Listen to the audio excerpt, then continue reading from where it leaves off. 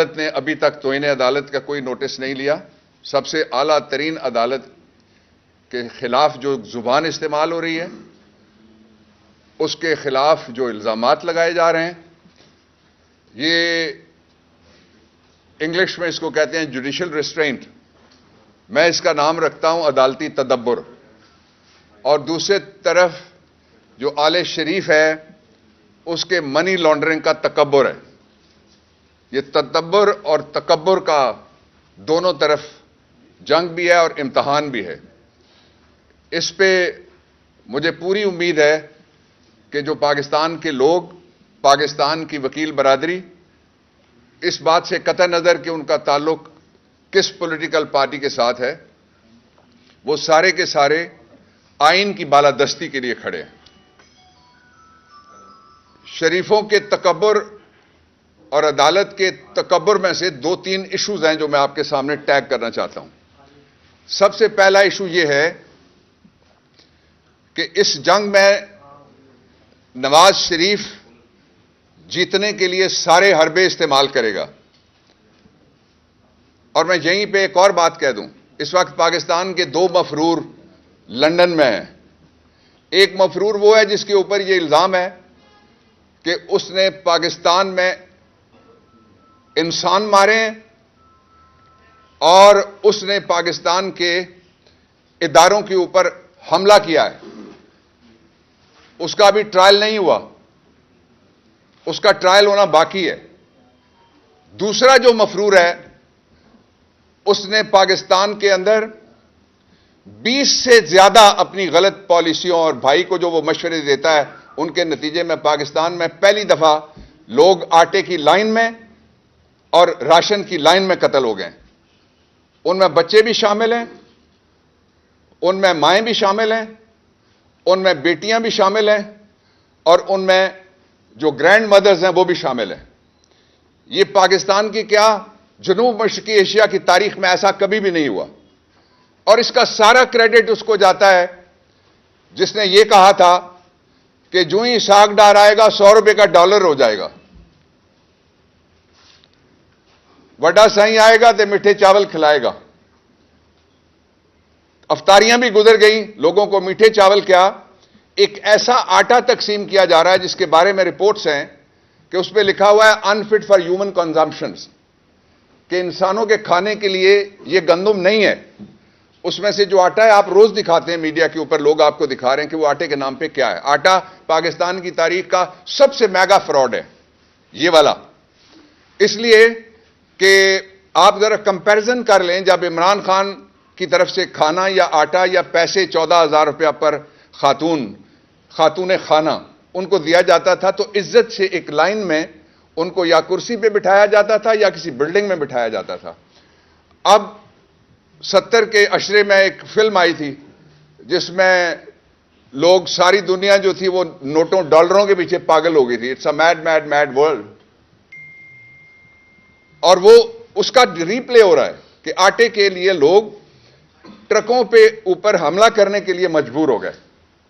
یہ جو پنجاب ہے، یہ فوڈ گرینز کی، خوراک کی، پورے ایشیا میں سب سے بڑی فیکٹری ہوا کرتی تھی. یہاں لوگ بھوک سے مر رہے ہیں. یہ بھی کریڈٹ انہی کو جاتا ہے جو یہ کہتے تھے کہ عمران خان سے اکانومی نہیں چل رہی. اس وقت 400 ارب روپے لوگوں کے گھروں میں گئے، کسی جگہ کوئی فوٹو نہیں بنا. اب تو یہ ہے کہ یہ جو جتنے ارب بھی یہ لگائیں گے وہ تو چند کروڑ لگیں گے. ٹرک کے پیچھے بھاگتے ہوئے لائنیں آپ دیکھ لیں، بغیر آٹے کے گھر لوٹنے والے دیکھ لیں گے. آپ وہ کہیں گے جی پیسے ختم ہو گئے. ان کے پیسے اس طرح سے ختم ہوتے ہیں اور اس سے تیزی سے اس طرح سے ہضم ہوتے ہیں، اور اس سے بھی تیزی سے اس طرح وہ بیرون ملک منی لانڈرنگ کے ذریعے سے منتقل ہو جاتے ہیں. ایک دوسرا یہ ہے کہ اس کا ایک بہت خوفناک اور نتیجہ، یہ تو عوام کے لیے بہت خوفناک نتیجہ جو نکل آیا، خوراک، مہنگائی، اور جو اکانومی ہے وہ ٹیل اپ ہیڈ ڈاؤن ہے، نیچے آ رہی ہے. ابھی اس کا میلٹ ڈاؤن شروع ہونے والا ہے. اس وقت کیا مہنگائی کی صورت ہوگی کوئی تصور بھی نہیں کر سکتا. مڈل کلاس کچلی گئی ہے. آپ جو تنخواہ دار لوگ ہیں، ہم جو پروفیشنل لوگ ہیں، کچلے گئے ہیں سارے. اس کے ساتھ ہی میں آپ کو سب سے خوفناک جو بات ہے اس وقت وہ میں آپ کے سامنے رکھنا چاہتا ہوں, آپ کے ذریعے قوم کے سامنے رکھنا چاہتا ہوں. پہلا, لوگ کہہ رہے ہیں اور کچھ لوگوں کے جو پیڈ کانٹینٹ والے ایجنٹس ہیں وہ بھی کہہ رہے ہیں کہ دیکھیے جناب, آئین میں کہاں لکھا ہوا ہے کہ الیکشن وقت پر ہوں؟ تو 90 دن کا مطلب کیا ہے؟ یہ آٹا ہے, یہ لکھا ہوا نا ٹائم, اس کو سن سیٹ کلوز کہتے ہیں.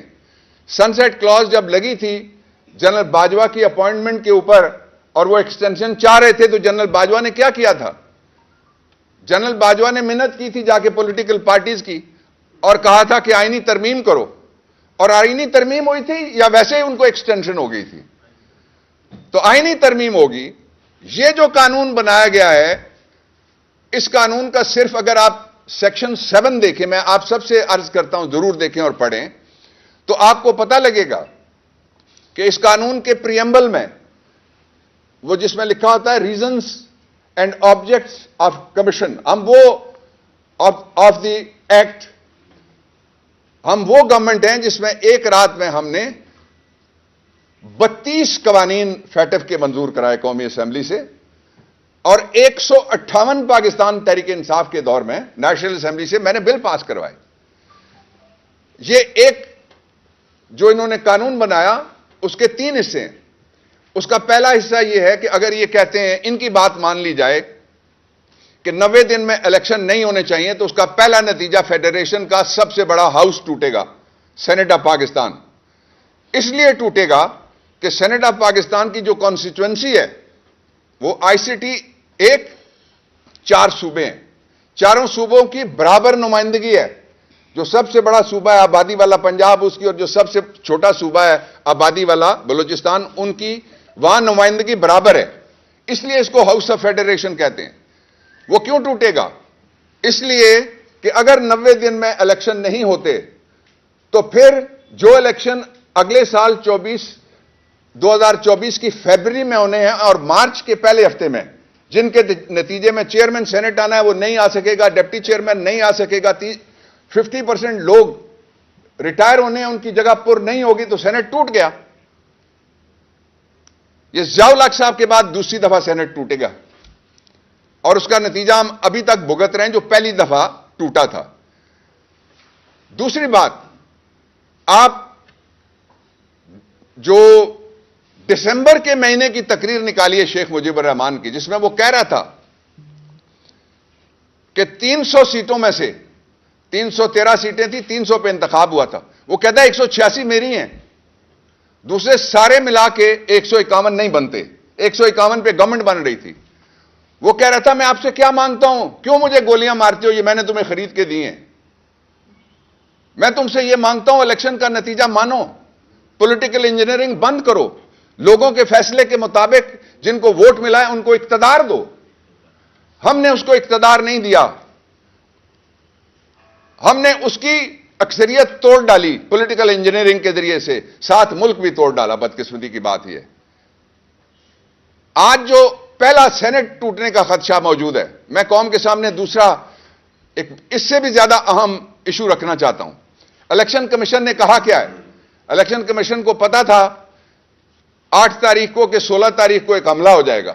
8 تاریخ کو انہوں نے یہ الیکشن کمیشن کا, میں نے اس پہ وی لاگ بھی کیا تھا, میں نے اس پہ پریس کانفرنس بھی کی تھی, میں نے اس پہ میڈیا ٹاک بھی کی, میں نے اس پہ کالم بھی لکھ کے قوم کو آگاہ کیا. وہ سارا آپ جانتے ہیں کیا فراڈ ہوا. مان لیجئے وہ فراڈ نہیں ہے, for the sake of arguments. اگر یہ 2 باتیں میں رکھنے لگا ہوں آپ کے سامنے, آئی جی پنجاب جو خود بہت سنگین ہیومن رائٹس وائلیشنز اور کرائمز اگینسٹ ہیومینٹی میں ملوث ہے, اس کا اور چیف سیکرٹری کی بات مان کے آپ کہتے ہیں آئین کے 90 دن کا مطلب ہے 190 دن, یا ضیاء الحق صاحب والے 90 دن, یا 11.5 سال, یا مشرف والے 9.5 سال. تو اس کا مطلب یہ ہوا کہ کل قومی اسمبلی کے لیے کوئی سپر آئی جی اٹھے گا, وہ لے آئے گا اپنی رپورٹ, کوئی چیف سیکرٹری کا اٹھے گا, اس کا بھی وہ ابول چیف سیکرٹری آ جائے گا, وہ اپنی رپورٹ لے آئے گا. تو ملک میں تو آئین نہیں رہا, پھر آپ نے دوسرا کیا توڑا؟ آپ نے آئین توڑ دیا. اس پہ میری پہلے دن سے پوزیشن ہے, آرٹیکل 6 بنتا ہے, it's only question of time. اور پاکستان تحریک انصاف آئی تو جو کرائم اگینسٹ ہیومینٹی کے ساتھ ساتھ آرٹیکل 6 کے جو ملزمان ہیں ان کو کٹہرے میں بھجوایا جائے گا۔ تیسرا اس کا ایک پہلو میں آپ کے سامنے جو اور بھی خطرناک ہے وہ آپ کے سامنے میں رکھنا چاہتا ہوں۔ وہ پہلو یہ ہے کہ یہ کہتے ہیں کہ ملک میں جنرل ضیاء کے طیارے کا حادثہ ہوا، بی بی کی شہادت ہوئی، دونوں دفعہ الیکشن ڈیلے ہو گیا تھا۔ میں آپ کے سامنے یہ سوال رکھنا چاہتا ہوں، کیا اس وقت ملک میں جب ضیاء الحق کے طیارے کا حادثہ ہوا ملک میں آئین تھا؟ آپ کو پتا ہے نا، نہیں تھا، آئین معطل تھا۔ کانسٹیٹیوشن واز ہیلڈ ان ابینس، تاکہ نشیاں پہ رکھا ہوا تھا 1973 کا متفقہ آئین۔ آئین نہیں تھا۔ مشرف کے دور میں جب بی بی کی شہادت ہوئی اس وقت بھی سپر ایمرجنسی میں ملک تھا، الٹرا کانسٹیٹیوشنل ماورائے آئین ایک نظام تھا۔ آپ کس چیز سے کس چیز کو کمپیئر کر رہے ہیں؟ آج آئین موجود ہے۔ اس لیے جو تیسرا نقطہ میرا یہ تھا کہ اگر کوئی شخص آئین کو نہیں مانتا اور وہ کہتا ہے کہ ان دو مثالوں کو سامنے رکھ کے آپ آئین معطل کیے بغیر الیکشن آگے لے جاؤ تو وہ نہیں ہو سکتا۔ آئین کو جو معطل کرے گا اس کو قوم دیکھ لے گی انشاءاللہ العزیز، ہم بھی اس کو دیکھ لیں گے کہ کس طرح کوئی پاکستان میں آئین معطل کرتا ہے۔ چوتھی بات جو میں آپ کے سامنے رکھنا چاہتا ہوں، وہ بھی بڑا خطرہ ہے جو پاکستان کے اوپر اس وقت منڈلا رہا ہے، اور وہ بڑا خطرہ کیا ہے؟ فیصلے کون کر رہا ہے؟ اسرائیل کے ساتھ ٹریڈ شروع ہو گیا، کیا کابینہ کا فیصلہ ہے؟ کیا نیشنل سیکیورٹی کونسل کا فیصلہ ہے؟ کیا پاکستان کی پارلیمنٹ کا فیصلہ ہے؟ کیا یہ وزارت خارجہ کا فیصلہ ہے؟ یا یہ بند کمرے کا کوئی فیصلہ ہے؟ آپ دیکھ لیں رات کو جو انفارمیشن سامنے آئی ہے آپ کے، وہ پوری قوم دیکھ رہی ہے۔ یہ غداری ہے فلسطین کے کاز سے، یہ غداری ہے قبلہ اول سے، اور یہ غداری ہے اس سارے موقف سے جو حضرت قائد اعظم علیہ رحمت نے اپنایا تھا کہ two nations theory with the capital of Palestinian in Jerusalem, کے بعد دو اقوام، لیکن جو قبلہ اول ہے اس کی وہ ہوگا فلسطین کا دارالخلافہ۔ یہ اس پورے کاز سے، قائد اعظم کے کاز سے بھی غداری ہے۔ اس کی وضاحت کریں خاص طور پہ وہ مولوی صاحب جو کہتے تھے عمران خان یہودیوں کا ایجنٹ ہے۔ اسرائیل میں کون سی ریاست ہے؟ کرسچن نو، بدھ نو، ہندو نو۔ میں اس سے آگے نہیں جاتا، میں سوال کر رہا ہوں کون سی ریاست ہے، ان کا کون ایجنٹ اس وقت گورنمنٹ میں بیٹھا ہوا ہے؟ اور اگر کوئی ایجنٹ نہیں ہے تو گرفتار کرو ان کو، جو یہ سارے کہتے ہیں کہ جی وہاں پہ کنٹینر چلا گیا ہے۔ اس سے پہلے ان کو بھی گرفتار کرو جو ڈیلیگیشن پاکستان کے گئے تھے، اس لیے کہ پاکستان کے پاسپورٹ کے اوپر لکھا ہوا ہے کہ اسرائیل میں آپ نہیں جا سکتے۔ یہ امیگریشن لا سے غداری ہے، یہ پاکستان کی سالمیت سے اور پاکستان کی جو انٹیگریٹی ہے اس سے بھی غداری ہے۔ اور اس سے بڑی سنگین غداری اگر کوئی مادر وطن کی پوری تاریخ بدلنے کے لیے اکیلے کسی کمرے میں بیٹھ کے یا 10 بندے یا 50 بندے یا 80 بندے کیبنٹ کے بیٹھ کے فیصلہ کرتے ہیں اور ہمیں اندھیرے میں رکھا جاتا ہے قوم کو، تو یہ اندھیرے میں رہنے کا دور نہیں ہے۔ یہ دور، یہ بچے جو نوجوان بیٹھے ہوئے ہیں یہ صرف ٹیلی ویژن پہ ہمیں نہیں دکھاتے، یہ ہمیں 100 جگہ ان کے پاس اور فورم ہے جس میں یہ ہمیں دکھاتے ہیں، ان سارے فورمز کے اوپر۔ دو باتیں آخری کر کے، میں کوئی کوشچن ہوا تو میں لے لوں گا۔ پاکستان کے وکلا نے یہ فیصلہ کیا ہے کہ ہم آئین کی بالادستی اس کے لیے اور رول آف لا کے لیے ہم ہر قربانی دیں گے، ہر جد و جہد کریں گے، اور جو پہلا ہمارا لائرز کنونشن ہوا ہے اس کے جواب میں وہ جو خاتون پاکستان کے نظام عدل، وہ پاکستان کی گورننس، وہ پاکستان کی سیاست، وہ پاکستان کی ریاست کے اوپر جو فرائنگ پین سے گرم کر کے استری چلا رہی ہے، وہ یہ کہتی ہے کہ میں بھی اپنے سرکاری وکیلوں کا کنونشن کروں گی۔ ہم ججز سب کا احترام کرتے ہیں، اس لیے کہ وہ سپریم کورٹ ہے، 1973 کے آئین میں دی ہوئی سپریم کورٹ ہے، 12 اپریل 1973 سے پاکستان میں نافذ شدہ آئین کی سپریم کورٹ ہے، ان سب کا احترام کیا جانا چاہیے، اور جو ان کے اندرونی معاملات ہیں ان کو پولیٹیسائز نہیں کرنا چاہیے۔ نواز شریف صاحب نے آخری بات میں کہنے لگا ہوں، کل نواز شریف نے کہا ہے مفرور، سزا یافتہ، سرٹیفائیڈ کرپٹ، منی لانڈرنگ کا مفرور، عدالتی مفرور، کسی کے کہنے سے کوئی نہیں ہوتا۔ جس طرح کہنے سے اگر ہو تو آپ نے لطیفہ نہیں سنا کل کہ وہ جو فرائنگ پین والی استری والا ٹیم میں سے ایک خاتون کہہ رہی تھی کہ اگر کوئی الیکشن سے بھاگ رہا ہے تو وہ عمران خان ہے جو بھاگ رہا ہے۔ اس نے نواز شریف کا نام بھی عمران خان رکھ دیا، اس نے مریم نواز کا نام بھی وہی رکھ دیا، اس نے شہباز ہمیشہ کہتا تھا میرا نام بدل دینا، اس نے چچا کا نام بھی بدل کے رکھ دیا ہے۔ الیکشن سے بھاگنے والا عمران خان ہے۔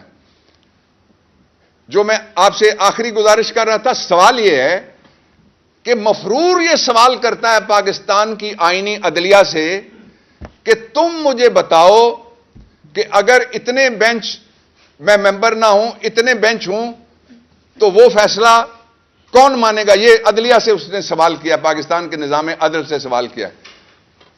عدالت اس کا نوٹس لے یا نہ لے، that's not my concern. Pakistan Tehreek Insaf اس کا نوٹس لیتی ہے۔ اس کے جو 7-8 سوال تھے، ان کے سوالوں کے جواب میں صرف 2 سوال ہم کرتے ہیں۔ وہ کہتے ہیں کہ پتہ ہی نہیں چل رہا کہ کون انصاف کرے گا۔ صرف 2 چیزیں ہیں جن کا پتہ نہیں چل رہا۔ ایک یہ بتا دو آج قوم کو نواز شریف کہ جن حلال کی کمائی ابا نے محنت کی کمر باندھی، دبئی گئے، وہاں سے جا کے وہ پہنچے جن محلات میں تم رہتے ہو، سب سے مہنگے علاقے میں، مے فیئر اپارٹمنٹس، اس کی رسید دکھا دو، پہلا سوال۔ دوسرا اس کا منی ٹریل دکھا دو، دوسرا سوال۔ اور تیسرا سوال، این آر او پلس لیے بغیر پاکستان کی کسی عدالت میں پیش ہو کے دکھا دو۔ ان مشکل ترین حالات میں عمران ہے جو سول جج کے پاس پیش ہوئے، سینئر سول جج کے پاس پیش ہوئے، ایڈیشنل سیشن جج کے پاس پیش ہوئے، سیشن جج کے پاس پیش ہوئے، میرے ساتھ پشاور میں ہائی کورٹ میں پیش ہوئے، وکلا کے ساتھ لاہور ہائی کورٹ میں پیش ہوئے، میرے ساتھ اسلام آباد ہائی کورٹ میں کوئی بینکنگ جج، کوئی اسپیشل جج سینٹرل، کوئی دہشت گردی کی عدالت ایسی نہیں ہے۔ یہ بزدل آدمی ہے، چھپا ہوا ہے زمان پارک میں۔ اور جو لندن کا ایک ضلع ہے لندن، وہ جو گریٹر پاکستان ان کا ہے، غریبوں کا نہیں ہے، اس کے ایک محلے، پاکستان کے محلے میفیئر میں رہتا ہے، وہ بڑا ہی بہادر آدمی ہے۔ میں وارن کرنا چاہتا ہوں گورنمنٹ کو، اور میں وارن کرنا چاہتا ہوں پاکستان کی قوم کو کہ یہ وقت ایسا ہے جس وقت پہ اگر آئین ایک دفعہ متنازع بنا دیا گیا یا ہاؤس آف فیڈریشن توڑ دیا گیا تو میرا سوال نواز شریف اگلا تم سے یہ ہے، تم میں ہمت ہے کہ تم دوبارہ سے آئین یہ بنا سکو؟ صوبے تمہارے کسی فارمولے پہ متفق ہو سکتے ہیں؟ تمہاری کریڈیبلٹی ہے کوئی اس آئین کو یا شہباز کے اس آئین کو یا فرائنگ پان کی استری والے اس آئین کو کوئی تسلیم کرے گا؟ یہ فیڈریشن کے ساتھ کھلواڑ ہو رہا ہے۔ ہم تو آج نہیں پرسوں الیکشن ہو جائے گا، ہم تو الیکشن کے لیے تیار ہیں۔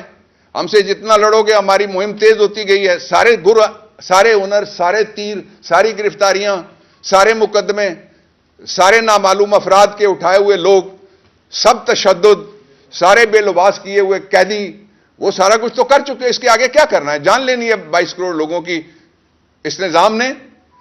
اس لیے میں آخری بات یہ کہتا ہوں کہ مارک مائی ورڈز، انشاءاللہ العزیز، جو مرضی یہ کر لیں، یہ ہارا ہوا لشکر جو مرضی کر لے، الیکشن ہوگا، لازماً ہوگا۔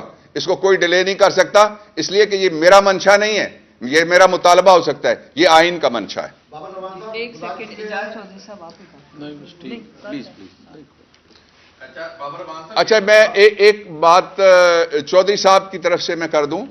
انہوں نے آج سے تقریباً 4 مہینے پہلے الیکشن کمیشن کے چیئرمین اور اس سے بھی پہلے ایک ممبر اس کے خلاف گئے ہوئے ہیں. ایک جوڈیشل فورم ہے, قضائی جوڈیشل فورم ہے, جس میں سپریم کورٹ کے ججز بیٹھتے ہیں اور لوگ بھی بیٹھتے ہیں.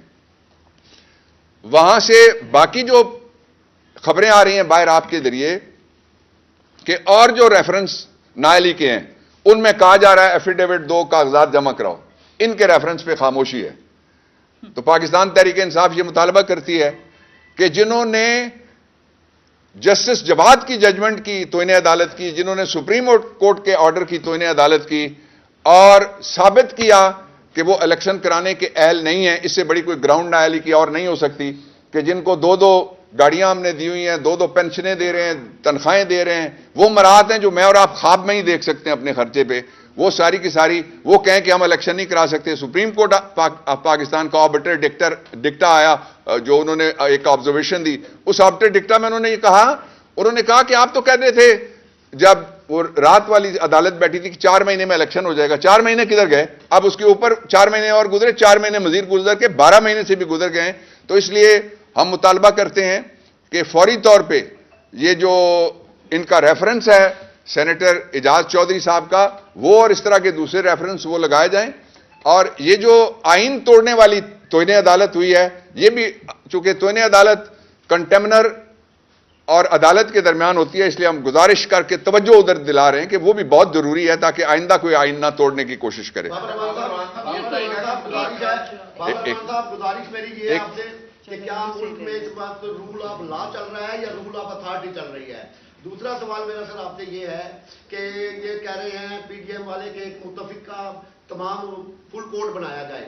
یہاں پر لارجر بینچ بھی بنے ہیں, بڑے بینچ بھی بنے ہیں, 9 رکنی بینچ بھی بنے ہیں. کسی کو چمک کی نشانی کہا گیا ہے, کہیں کہا گیا بریف کیس چلا ہے. ہمیشہ عدلیہ کے بڑے سے بڑے فیصلے کو متنازع کیا ہے. کیا گارنٹی ہے کہ فل کورٹ بن جائے تو یہ اس کا فیصلہ تسلیم کر لیں گے؟ ایک دیکھیے, آپ کے اس سوال اور آبزرویشن سے میں بھی, مسرت بھی, چودھری صاحب بھی, ہم اتفاق کرتے ہیں, پاکستان تحریک انصاف بھی اتفاق کرتی ہے کہ یہ سوائے ان فیصلوں کے جو فیصلے آپ کو پتا ہے لاہور کے اندر یہ فیصلے کرایا کرتے تھے فون کر کے کہ بی بی نو 3 سال تو کٹ نہ دینا, وہ سن لینا, آپ پڑھا ہوا ہے سارا انٹرنیٹ پہ ابھی بھی ہے, کٹ نہ دینا. اور پھر شہباز شریف کہہ رہے ہیں کہ کیس جلدی چلاؤ, تو وہ میرے بارے میں کہہ رہے وہ نہیں چلان دیندا, اور اگلے ہفتے میں میرے خلاف دہشت گردی کا مقدمہ بنا کے 1997 میں مجھے اٹھا لیا جاتا ہے. وہ تو نہیں مانیں گے, لیکن میں صرف ایک ججمنٹ کا حوالہ دیتا ہوں, اور وہ ججمنٹ ہے جسٹس گلزار صاحب کی. 5 ججز نے یہ طے کیا ہوا ہے کہ یہ ثوابدید ہے. یہ جو چیف جسٹس ہیں ان کی بھی جو اگلے آنے والے ہوں گے ان کی بھی ثوابدید ہے, اس لیے کہ 184(3) جو دفعہ آرٹیکل 184 ہے آئین کا, اس کے اندر اگر آپ نے امینڈمنٹ کرنی ہے تو میں نے جنرل باجوہ کی ایکسٹینشن کی مثال دی ہے. سن سیٹ کلاز یہاں 90 ڈیز پہ لگتا ہے, 91 نہیں ہو سکتے, اس سے پہلے آئینی ترمیم کرنی پڑے گی. اور یہ جو ہے اس میں بھی آئینی ترمیم تو ہو سکتی ہے, قانون کے ذریعے سے یہ ترمیم نہیں ہو سکتی. پھر عدالت نے ایک 9 رکنی بینچ بنایا, اس میں سے ججز اپنی ثوابدید ہے ان کی ریکیوز کر سکتے ہیں, وہ روایت رہی ہے, اور یہ روایت بری نہیں ہے میرے نزدیک. ایز اے جورسٹ اچھی روایت ہے کہ اگر کوئی جج صاحب سمجھے نہیں بیٹھنا چاہتے وہ اٹھ جائیں.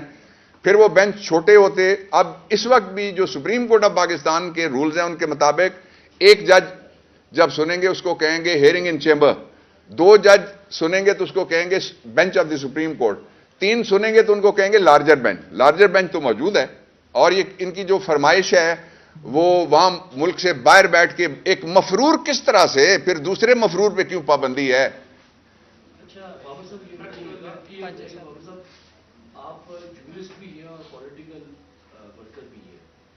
یہ پرسوں کا جو ٹائم دیا ہے چیف جسٹس نے, انہوں نے کہا ہے کہ باہر بیٹھ کے کوئی سیٹلمنٹ کر کے آ جائیں. اگر کوئی سیٹلمنٹ نہیں ہوتی پولیٹیکل پارٹیز کے درمیان, then we will take our constitutional position. یہ جو بول دی ہے پولیٹیکل پارٹیز کو کہ آؤٹ آف کورٹ سیٹلمنٹ کر لیں, یہ تو اس کو ہائی لائٹ کر دیں کہ اس آؤٹ آف کورٹ سیٹلمنٹ کا مطلب کیا ہے. الیکشن کے حوالے سے کوئی سیٹلمنٹ کر لیں, کسی کنسٹیٹیوشنل امینڈمنٹ کے حوالے سے کوئی سیٹلمنٹ کر لیں, ٹائم فریم کے حوالے سے کوئی سیٹلمنٹ کر لیں. کورٹ نے کس چیز کو سیٹلمنٹ کو کہا ہے؟ اور دوسرا, ایک سوشل میڈیا پر ایک بہت خوفناک ٹرینڈ چلا ہے کہ عمران خان کا جنرل فیض 6 ماہ پہلے تھا جسے آرمی چیف بنانا چاہتے تھے. پی ڈی ایم کا عدالتی جنرل فیض 6 ماہ بعد آ رہا ہے. اچھا چلیں دیکھیں جو ٹرینڈز ہیں، ٹرینڈز جس طرح فیشن کے ٹرینڈ چلتے ہیں تو وہاں دکانوں کے اوپر لڑائی ہو رہی ہوتی ہے سوٹ چھیننے والے، تو اس لیے میں ٹرینڈز کے اوپر میں نہیں جاتا. میں کانسٹیٹیوشن رول آف لا کے اوپر رہتا ہوں. جو آپ کا سوال ہے وہ بڑا ویلڈ ہے.